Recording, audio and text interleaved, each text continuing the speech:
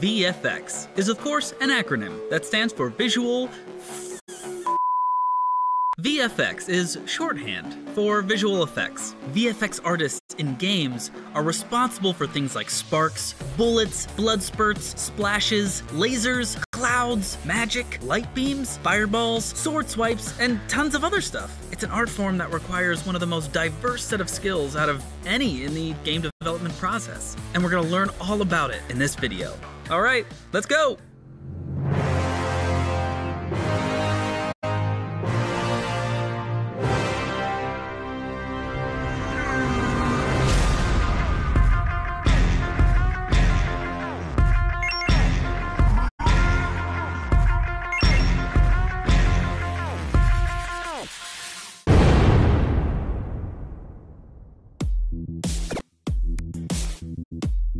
Visual effects in games run real time, which means they have to be created much more efficiently than the pre-rendered effects often found in film and cinematics.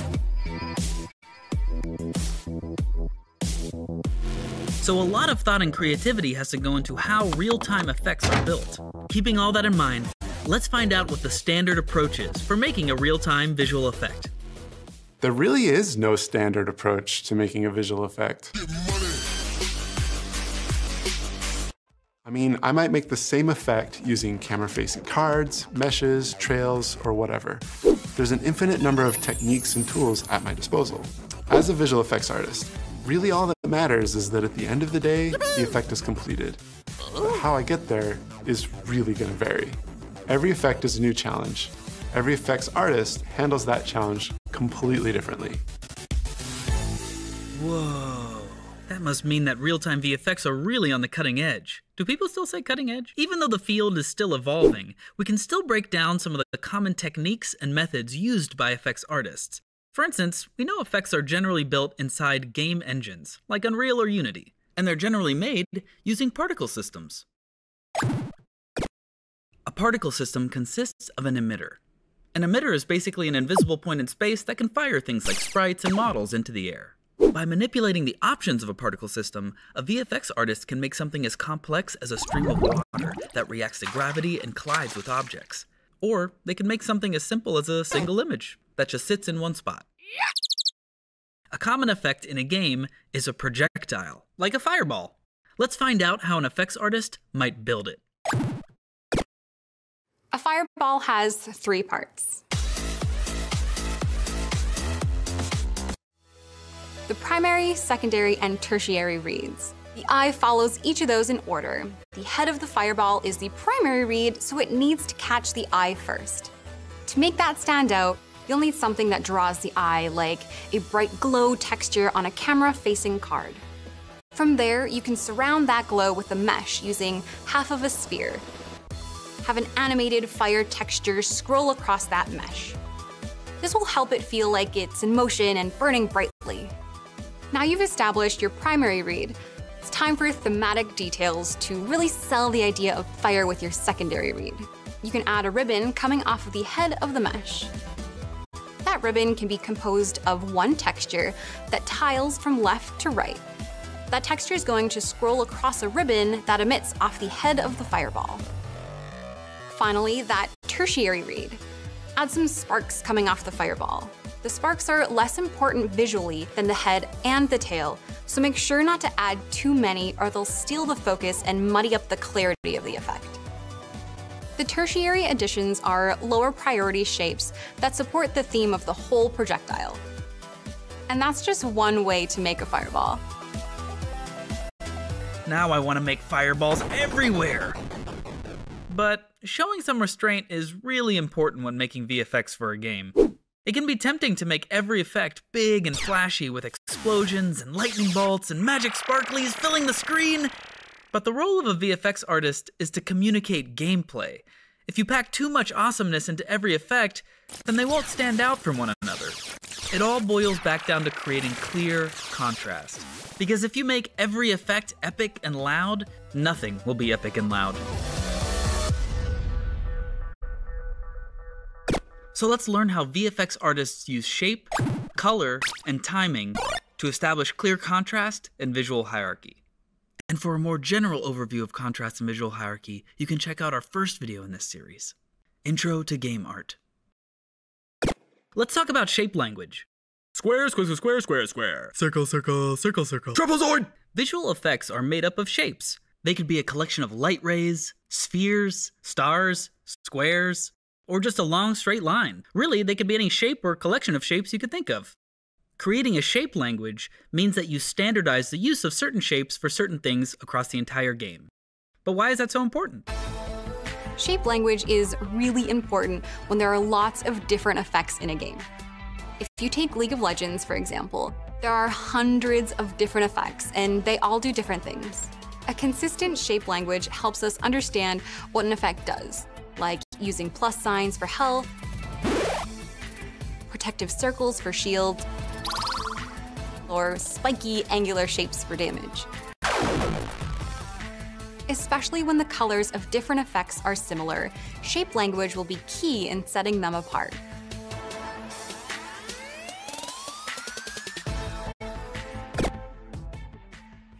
Color is a huge topic all by itself. When it comes to effects, it isn't always obvious what colors to use. I mean, what color is wind?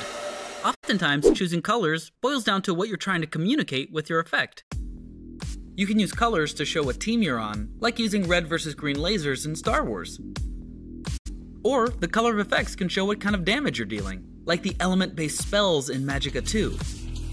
The colors of your effects can also set an emotional tone, like the violent, super saturated fire of Mad Max. But what about when a game has hundreds of effects? Like League of Legends. You have to be careful not to put too much color into an effect. It is easy to go crazy with the colors.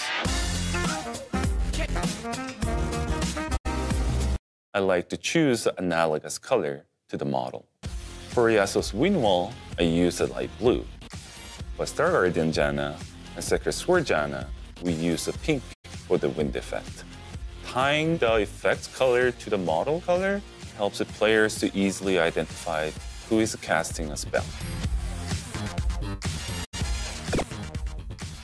A huge part of being an effects artist is editing the speed and timing of the various components of an effect.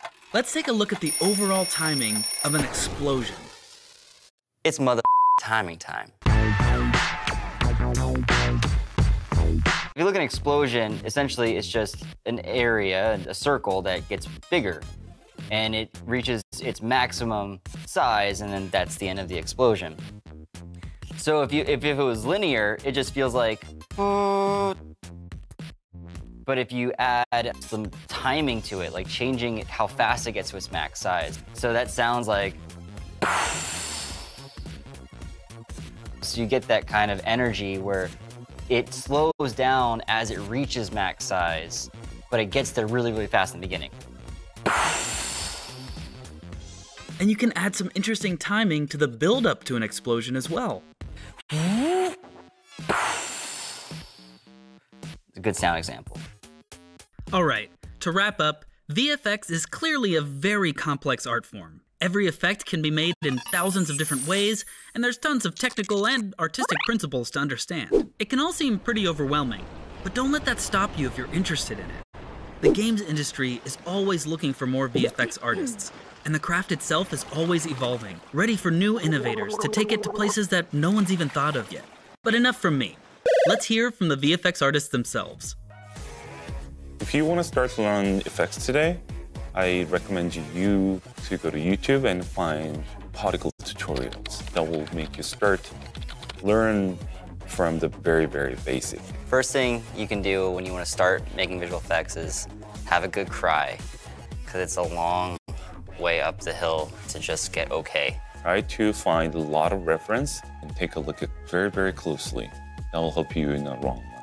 And if you really want to get good at timing, you can take a big rock and go to a still lake and just throw rocks in the lake. Because there's that awesome where things just take a second to actually hit, and then there's a splash. And that's like the fundamental, epic timing moment that all explosions use. In all honesty, this is going to be information overload.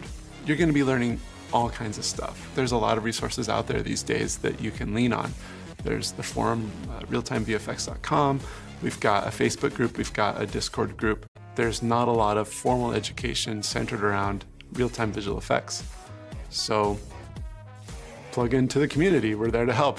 You can also get a book by Joseph Gilland called Elemental Magic. There's a few volumes. It's all hand-drawn, and you open the book, and then that's when you realize I told you to cry ahead of time, because that's what makes you cry, when you realize how good it is.